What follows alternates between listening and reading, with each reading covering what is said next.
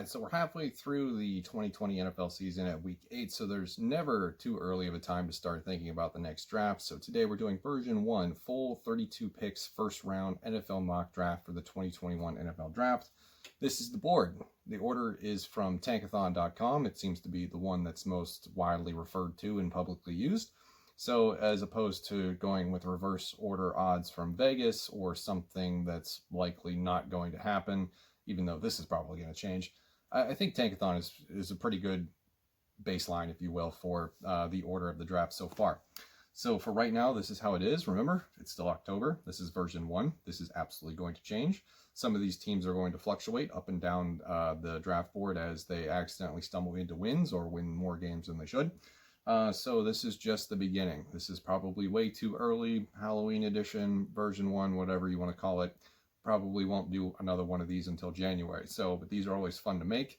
Let me know what you think below. We're going to pick for all 32 teams. Well, I'm going to pick. You're going to criticize and scrutinize everything, I'm sure. So without further ado, let's do this quick because we've got 32 picks to make, and I don't want this to be a half-hour video. All right, so for the New York Jets, I don't think there's any question who this is going to be, and that's going to be Trevor Lawrence, as I already fail on the first one.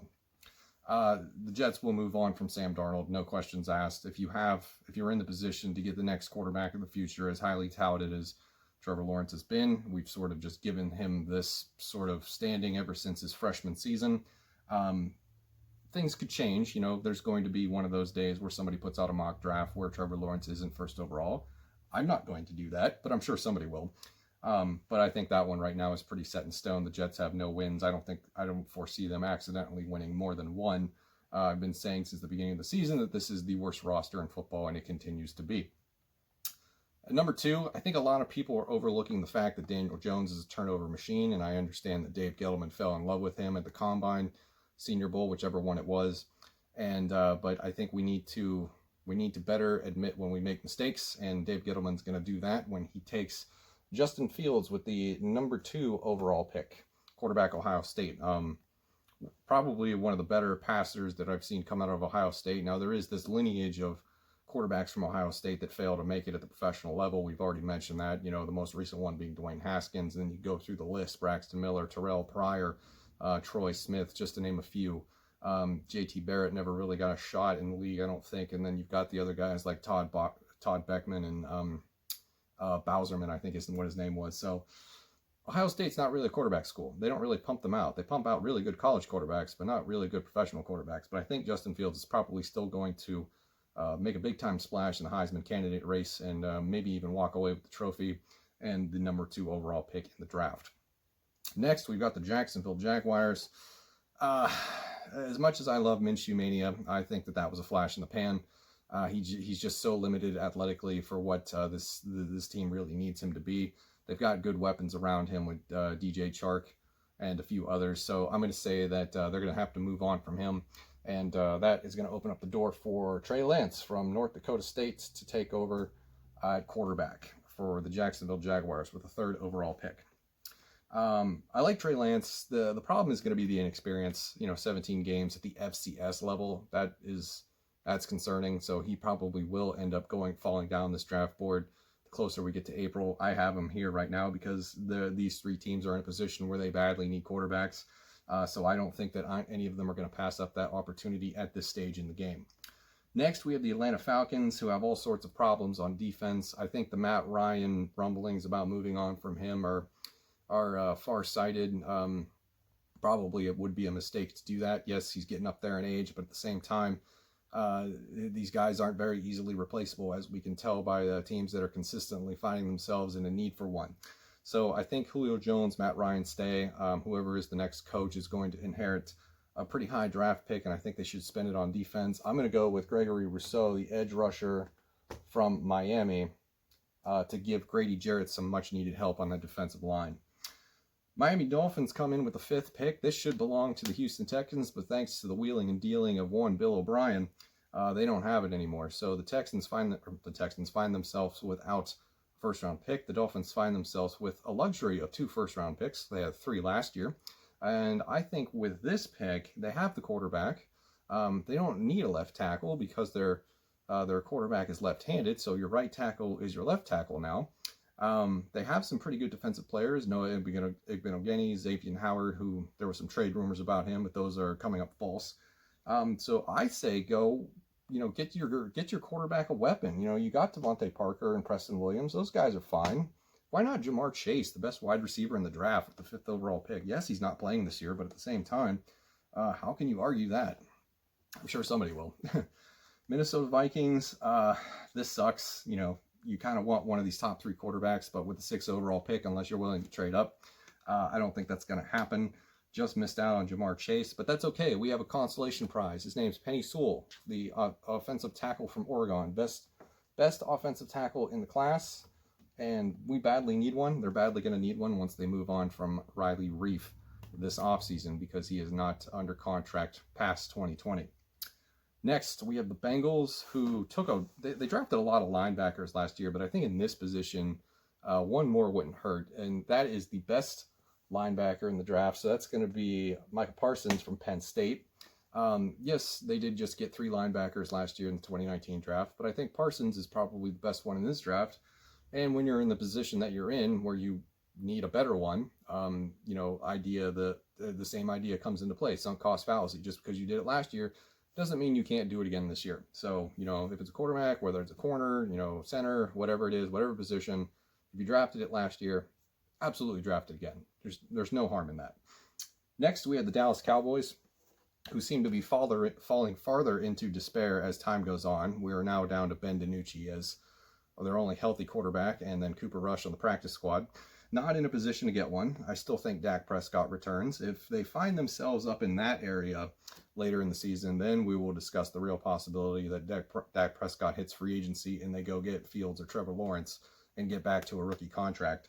But for right now, with the 8th overall pick, I'm going to help that defense out because I think Trayvon Diggs is probably just terrible at football at this point. And I'm going to go with Caleb Farley, Virginia Tech corner, one of the best on the board, depending on who you ask. He did opt out for the season. I don't know if he opted back in. I don't think he did. But I think he is the best corner currently available. All right, moving on to the Washington football team. Tons of needs. They definitely need a quarterback. They seem to be moving on from Dwayne Haskins, whether or not they want to admit it. Needs all over the field, but I think in this position, get the best offensive tackle on the board. So I'm going to give them Alex Leatherwood from Alabama. They need to replace Trent Williams, and going forward, I think that should probably be priority if they find themselves in this position. They're just out of range for one of the top quarterbacks, and they're too far ahead in the first round to really get like a Zach Wilson or a Kyle Trask at this point. So I'm going to go with Leatherwood, replace Trent Williams. That's the strategy. Next, Chargers offensive line could use some upgrades. I'm going to go with another offensive tackle here. This time, Notre Dame's Liam Eichenberg. I think he passed the test against that Pitt front 7 defensive line. Definitely a great offensive tackle and would be a welcome addition to protect Justin Herbert for the Chargers. Patriots, you don't find yourselves drafting this low very often, do you? So I think this could be one of those teams that moves up. They're struggling right now. Roster's depleted. They haven't had a lot of practices together. Cam's struggling. Not in a position to get a quarterback right now. Maybe they do. Maybe they don't. Maybe they end up getting a Sam Darnold next year. I don't know. I think Cam is still fine. They just got to build a better roster, and because they had a lot of opt-outs this season too. But I'm going to go with a big-time playmaker. Something that they've struggled to do ever since the Bill Belichick era came into play, and that's draft a wide receiver. And yes, he's injured, and yes, he's out for the year, but I still think he's one of the best in the business this year. It's going to be a strong draft for wide receivers. I'm going to give them Jalen Waddle, the wide receiver from Alabama. I think he's light years ahead of N'Keal Harry, and he'll definitely produce better than N'Keal Harry has done so far. Next, we have the Denver Broncos. I know Denver Broncos fans are probably tired of hearing offensive tackle get called for them, so I'm not going to do that. I'm going to actually give you some help on defense. I'm going to go with Patrick Surtain, corner from Alabama. I think you'll be pretty happy with that. So we're going heavy Alabama. 3 Alabama players out of the last 4 picks. Moving on to the Carolina Panthers. Tough to figure out what to give them at this juncture. You could probably go best defensive player available, but there's a lot of great offensive talent on the board. And Ian Thomas is a pretty good tight end, but I think you could go more dynamic at the position. So I'm going to go with Kyle Pitts, the tight end from Florida.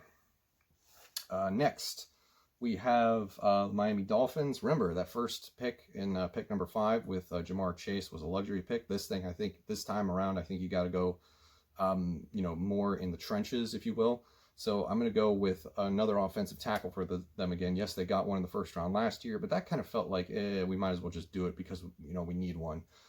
So at this point, I think get one of the top offensive tackles off the board. There's still plenty of them up there. Sam Cosmi is one of the best ones. Really like him, offensive tackle from Texas. Next, Raiders. Again, this is another team I'm not sure really what to do with at this juncture. It's hard to predict what Mike Mayock and John Gruden want to do. Mike Mayock always feels like he wants to be the smartest guy in the room. But I'm going to go subtle, and I'm going to go not exciting, and I'm going to go, not really that glamorous. I'm going to go with interior offensive lineman Wyatt Davis from Ohio State. Next, the Detroit Lions. Plenty of cap space to re-sign Kenny Golladay next year, but I still think that, having the fact that they have, I believe it's 3 wide receivers not signed past this season, I think they're going to let some of them go. Kenny Golladay can definitely stay. They've got enough money to do it. Bring in another big-time playmaker for Matthew Stafford, so I'm thinking Rondale Moore, a wide receiver from Purdue. Yes, he hasn't played yet. He missed the first game, and he hasn't been practicing this week for whatever reason that is currently unknown. But I still think Rondale Moore is one of the big-time playmakers in this draft, probably, one level above Laviska Shenault Jr. coming out this time last year. Very excited to see him at the next level. Next, moving on, we have the San Francisco 49ers. I'm going to elect to skip the quarterback situation for right now. And I'm going to go with defense. I'm going to go with Shaun Wade, the cornerback from Ohio State. Definitely could get picked higher than this, but I think this is a good fit for both Wade and the 49ers. Next, I've got the Saints here at number 18 overall. The days of Drew Brees slinging this football down the field are over. I don't understand what's going on with Michael Thomas. I really don't. There's rumors about him potentially being trade bait right now, which I don't understand that either. But I'm going to go with, the idea that this offense is no longer attacking down the field and instead that they're attacking you everywhere else. And I'm going to go with the other best tight end in this first round. And that's Pat Freiermuth from Penn State. Jared Cook's good. He's a savvy veteran. He's great. But I think Pat Freiermuth in this offense, especially if they move on to another quarterback who isn't a veteran like Drew Brees, whether it be Jameis Winston, Taysom Hill, or somebody else, give them the security blanket that is Pat Freiermuth, who's going to be an excellent tight end at the next level, basically Gronkowski light, if you will. Moving on, the Philadelphia Eagles. This one's pretty easy for me. Terrible linebackers, right? Dylan Moses, who would have been a first-round pick last year, but ended up getting injured. He's healthy this year. He'll go to the Philadelphia Eagles in this scenario because they got to do better than what they have, right? If they don't trade for a linebacker, I think your first priority in this draft, if Dylan Moses is available, you run up to the podium and hand in your card immediately, assuming we do this in person next year. Going back to Alabama, as we have already taken 4 Alabama players, Alabama heavy draft. For the Colts, the defense is good. There's probably going to be some turnover in that department next year. But for right now, I think they need another wide receiver. I like Michael Pittman. I like Paris Campbell. I think T.Y. Hilton is probably done. So why not get another dynamic Alabama wide receiver? And that is Devonte Smith. And without Jalen Waddle this year, he's going to be called upon to take over at the next level. So we'll see a lot of Devonte Smith this year. He can really help his draft stock. Cleveland Browns.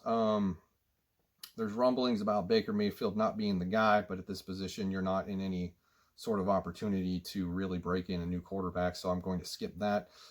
This defense really needs help, i.e. the secondary. You play in, a league that now has, or you play in a division that now has Joe Burrow, Lamar Jackson, Ben Roethlisberger slinging it everywhere. You need help. Anderson Dejo is miserable back there at the safety position.